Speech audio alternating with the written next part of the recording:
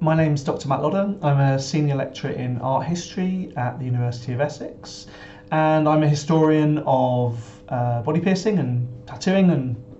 all the other kind of weird and wonderful things that human beings have done to their bodies over the centuries. So human beings have been sticking themselves with pointy things and poking things in their bodies for thousands of years. The earliest known, for example, tattooed specimen that we have, the earliest physical evidence for tattooing is 5,000 years old, but it must date to older than that. The human body's pretty resilient. Do we really need these kind of infection controls? Do we need this kind of legislative oversight of this practice that's been going on for so long? And of course, I think, as the world is changing, as things are getting much more complicated, and the desire to kind of be able to engage in these practices of body piercing and tattooing in a way that's safe, in a way that's careful, in a way that minimises infection risk and also maximises the possibility for healing that jewellery,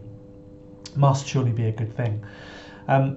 Piercing is a really, really interesting case study, I think, for the legislation and the legal thinking around what we can do with our bodies, because it really began, or kind of emerged, I suppose, as a subcultural practice that came out of gay men's subcultural sexual play in the 1970s. And from there, very quickly, by the 1990s, sort of turned into this very kind of mainstream fashion trend. And it's been really interesting to track the innovations and the care that those early pioneers were taking, even right at the beginning, and to see how even the things that they were pioneering in terms of safety and sterility and wound healing are now becoming codified, several decades later, into more formal advice to what's become a really an industry. For me as a historian, it's really interesting to think about how we bridge the gap between subcultural practice and industry and this kind of service that you're paying for. I really hope, and I know that my friends and colleagues that work as tattooers and piercers in the industry feel the same way, that regulation isn't going to kind of be a brake on decades, centuries of tradition. And rather, I think the industry seems to be quite happy to the governments and local councils and organisations like the RSPH are insisting that everybody kind of get up to the standards that the industry itself has been expecting of those amongst its members who are considered, good, upstanding citizens for a very, very long time.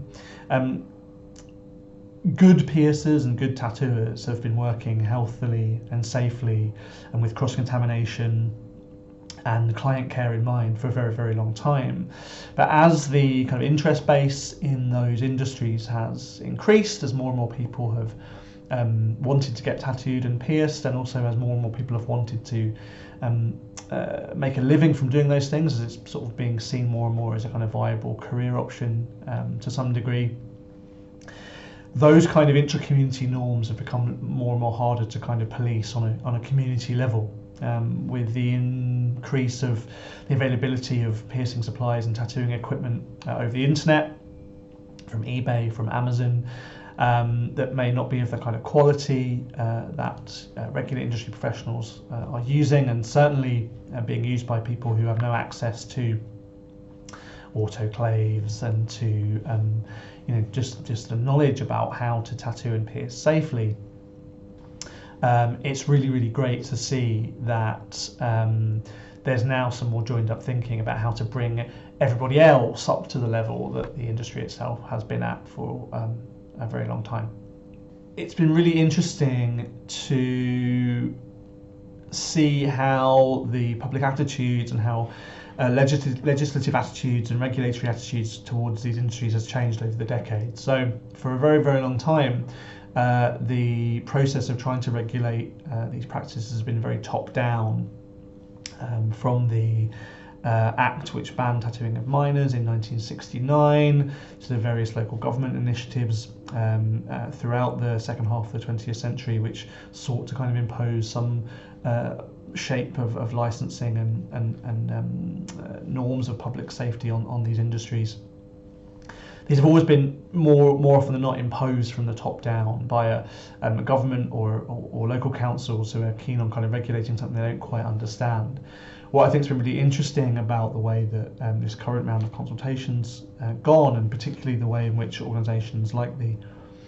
RSPH have undertaken their consultations, is that they're really listening to industry and trying to find ways to codify the best practice that already exists within those that have been making this their living for decades.